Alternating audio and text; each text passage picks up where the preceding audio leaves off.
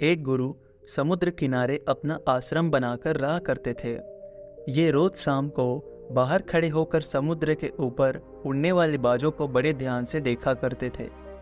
एक शाम को वो रोज की तरह समुद्र के किनारे खड़े होकर एक उड़ते हुए बाज को निहार रहे थे कि तभी उनके आश्रम के कुछ शिष्य उनके पास आकर खड़े हो गए और वो सभी भी उस उड़ते हुए बाज को निहारने लगे। थोड़ी देर बाद बाज को उड़ते देखने के बाद एक शिष्य ने गुरु से पूछा, गुरुदेव, आप रोज इन उड़ते हुए बाजों को क्यों देखते हैं? शिष्य का ये प्रश्न सुनकर गुरु कुछ देर तक मौन रहे, फिर अचानक बोल पड़े, जिंदगी में अगर कुछ बनना हो तो एक बाज बनना, कभी तोता मत बनना, क्योंकि तोता बोलता तो बहुत है लेकिन कभी ऊंचा उड़ नहीं पाता। लेकिन एक बाज जो कि हर समय शांत रहता है, लेकिन उसमें आकाश को भी छू लेने का सामर्थ्य होता है। गुरु ने कहा, आज मैं तुम्हें बाज के जीवन से 8 ऐसे बातें बताऊंगा जो कि हर इंसान को बाज से सीखनी चाहिए। मन की बहुत बड़ी सीख छुपी है इन बातों में। पहली सीख, एकाग्रता। जब भी बाज को शिकार करना होता है तो वो अपने शिकार को एक बार निश्चित कर लेता है, फिर वो किसी दूसरे शिकार पर ध्यान नहीं देता। शिकार का आकार उससे छोटा हो या फिर उससे कई गुना बड़ा, एक बार शिकार को चुन लेने के बाद वो उसकी हर हरकत, हर गतिविधि पर पैनी नज़र रखता है। यदि उसे मछली का शिकार करना होता है तो वो समुंदर के हर मछली को शिकार नहीं बनाता, बल्कि उसमें तैर रही किसी एक मछली को ही शिकार बनाता है। फिर उसकी हर एक गतिविधि पर नज़र बनाए रखता है कि वो कब सतह पर आती है और कितनी देर वहाँ रुकती है, फिर कितनी देर बाद वो पानी के ऊपर छलांग लगाती है। वो हर एक चीज़ जो उसके काम को आसान कर सके वो उसकी बड़ी ही सावधानी से निरीक्षण करता रहता है। तो हमें इससे सीखना चाहिए कि 10 अलग अलग लक्ष्यों पर अपनी ऊर्जा बर्बाद करने के बजाय हमें किसी एक लक्ष्य पे पूरी एकाग्रता के साथ ध्यान देना चाहिए और जितना हो सके उस लक्ष्य के बारे में सीखें, जानें व पढ़ें। साथ ही इस चीज़ का भी अवलोकन करें कि उस लक्ष्य को पाने में क्या क्या चुनौतियाँ आने वाली है और हमें कैसे उन चुनौतियों को आसान बनाना है। ये सब बातें हमें जान लेनी चाहिए। दूसरी सीख, बाज हमेशा सबसे ऊपर और अकेला उड़ता है। बाज कभी भी किसी छोटी चिड़िया या कौवे के साथ नहीं उड़ता। बाज या तो बाज के साथ उड़ता है या फिर अकेला उड़ता है। इससे हमें सीख मिलती है कि छोटी सोच वाले लोगों से दूर रहो, या तो बड़ी सोच वाले लोगों के साथ रहो या फिर अकेले रहो, क्योंकि जैसे लोगों के साथ हम रहते हैं अंततः हम भी वैसे बन जाते हैं। इसलिए हमेशा अच्छे लोगों का साथ चुनो, नहीं तो फिर अकेले रहो, क्योंकि यही वह समय होता है जब वो खुद को अच्छे से जान पाते हैं। तीसरी सीख, अपनी सीमाओं से ऊपर उठो। जब जब मौसम खराब होता है, जब जब बारिश होती है, आंधी या तूफान आता है, हर एक पक्षी अपने घोंसले की तरफ भागता है, खुद को छुपाने की जगह ढूंढता है। लेकिन बाज ऐसा कुछ भी नहीं करता। वो खुद की सीमाओं को तोड़कर बादलों से भी ऊपर उड़ने का प्रयास करता है। हवाएं उसे थपेड़ा मारती है, पंख उसके भारी हो जाते हैं, पानी और धूल की वजह से उसे कुछ दिखाई नहीं देता, लेकिन वो फिर भी आसमान की तरफ उड़ता रहता है और अंततः बादलों से भी ऊपर निकल जाता है और वहाँ तक तब तक उड़ता रहता है जब तक मौसम ठीक नहीं हो जाता है। बाज अपनी सीमाओं को सिर्फ इसीलिए तोड़ पाता है क्योंकि वो समस्या के आने पर वो घबराता नहीं है, उससे डर कर बचने का प्रयास नहीं करता, बल्कि एक सकारात्मक नज़रिए के साथ उसका सामना करता है। इससे हमें सीख मिलती है कि जीवन में जब भी समस्या आए तो उससे भागो मत, उनसे बचने का प्रयास मत करो, बल्कि समस्या की आंखों में आंखें डालकर तब तक उसका सामना करो जब तक कि वो समस्या पूरी तरह समाप्त ना हो जाए। और ऐसा तभी संभव है जब व्यक्ति सकारात्मक सोच, सकारात्मक नज़रिए के साथ समस्याओं को देखे। गुरु ने आगे कहा, चौथी सीख, अब अपने आराम से बाहर निकलो। बाज कभी भी अपने घोंसले में घास के कोमल तिनके नहीं रखता और जो तिनके कोमल हो जाते हैं उन्हें फेंकते जाता है। वो इसलिए ऐसा करता है ताकि उसके अंदर अपने घोंसले से बाहर निकलकर शिकार करने का जुनून चढ़ा रहे। और उसके बच्चे आलसी न बने। वो लगातार घोंसले से निकलने के बारे में सोचते रहें, उड़ने का प्रयास करते रहें और जल्द से जल्द अपनी सुरक्षा खुद करना सीखें। इसलिए वो कोमल घास का एक भी तिनका अपने घोंसले में नहीं रहने देता। लेकिन दूसरी तरफ हम इंसान जो बड़े बड़े लक्ष्य हासिल करना तो चाहते हैं, लेकिन साथ ही अपना आराम भी छोड़ना नहीं चाहते।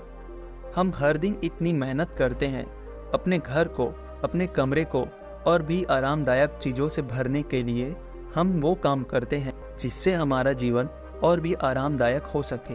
हम आराम को बहुत अहमियत देते हैं, जो बाज के इस जीवन से हमें प्रेरणा मिलती है कि अपने आराम को छोड़ो, क्योंकि जहाँ आराम है वहाँ विकास नहीं है। अपने आप को थोड़ा मुश्किल समय से गुजरने दो, क्योंकि यही चीज़ हमें मजबूत करती है और जीवन में आगे बढ़ाती है। 5वीं सीख, निडरता। बाज कभी भी अपने शिकार का आकार या उसकी ताकत देखकर कभी भी घबराता नहीं है और न ही उसके सामने कभी हार मानता है। वह अपनी आखिरी सांस तक उसे टक्कर देता है और उसे अपना शिकार बनाने की कोशिश करता है।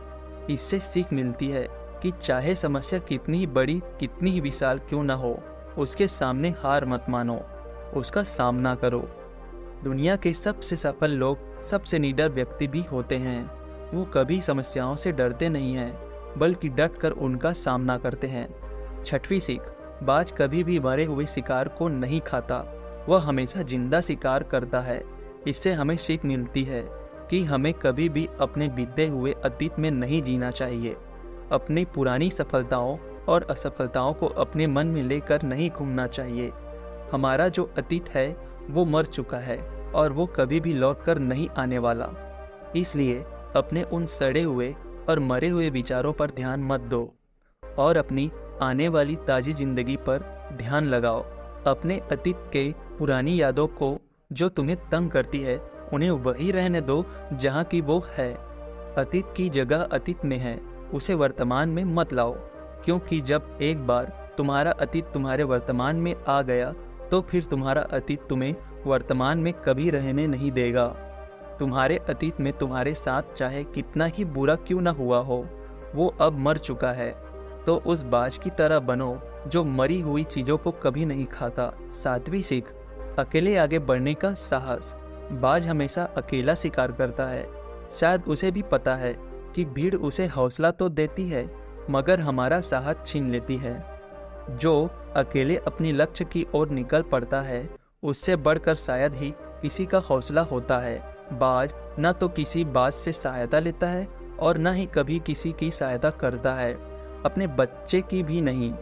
जंगल के राजा शेर को भी झुंड बनाकर देखा जा सकता है, लेकिन बाज को नहीं।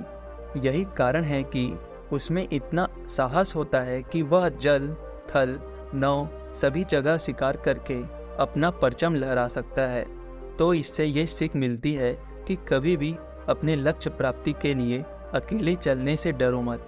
अगर बुद्ध अकेले आगे बढ़ने से डर गए होते तो आज दुनिया को ध्यान और शांति का पाठ कौन सिखाता। 8वीं और सबसे महत्वपूर्ण सीख, डर से भागो मत।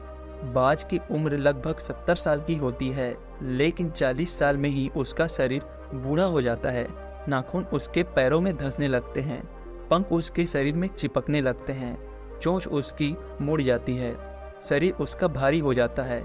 ऐसी स्थिति में वो शिकार करने तो क्या, वो उड़ने की हालत में भी नहीं होता। अब उसके पास सिर्फ 2 विकल्प है कि या तो वो अपनी इस अवस्था को स्वीकार कर ले और भूखा प्यासा मर जाए, या किसी दूसरे जानवर का शिकार बन जाए। और दूसरा विकल्प ये होता है कि वह 6 महीने के एक दर्दनाक प्रतिक्रिया से गुजरे और खुद को मजबूत बना ले। लेकिन बाज तो बाज होता है, वो दूसरा विकल्प ही चुनता है।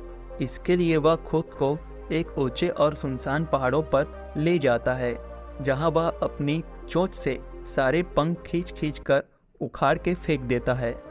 फिर चट्टान पर पैर मार मार कर अपने पंजे तोड़ देता है। उसके बाद उसी चट्टान पर अपनी चोंच पटक पटक कर तोड़ देता है और इस लहूलुहान अवस्था में खुद को दूसरे जानवरों से छिपाता फिरता है। अगले 6 महीने तक वो इस दर्दनाक अवस्था से गुजरता है और इंतजार करता है नई चोंच, नई पंख और नई पंजे उगने का। 6 महीने के इस दर्द भरी अवस्था से गुजरने के बाद जब उसके नए पर, नई चोंच और नए पंजे उग जाते हैं, तब फिर वह अपनी नई जिंदगी शुरू करता है और निकल पड़ता है अपने शिकार पर और अगले 30 सालों तक फिर से राज करने के लिए निकल पड़ता है। इससे ये सीख मिलता है कि समय आने पर हमें अपने कुछ पुरानी आदतों को छोड़ना पड़ता है कुछ नया पाने के लिए, फिर चाहे उस आदत को छोड़ना कितना ही मुश्किल और उसे छोड़ने की प्रक्रिया कितनी ही मुश्किल और दर्दनाक क्यों ना हो।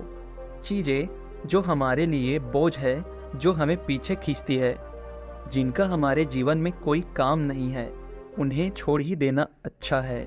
गुरु ने कहा, ये थी बात से सीखने वाली वो 8 बातें जो जिंदगी भर तुम्हारे काम आएगी। शिष्यों ने कहा, गुरुदेव, हमने तो कभी सोचा ही नहीं था कि बात जैसे पक्षी से भी कुछ सीखा जा सकता है। इसके बाद सभी शिष्यों ने गुरुदेव को धन्यवाद किया और अपने अपने काम पर लौट गए। दोस्तों, आशा करता हूँ कि आपको इस कहानी से काफ़ी कुछ सीखने को मिला होगा।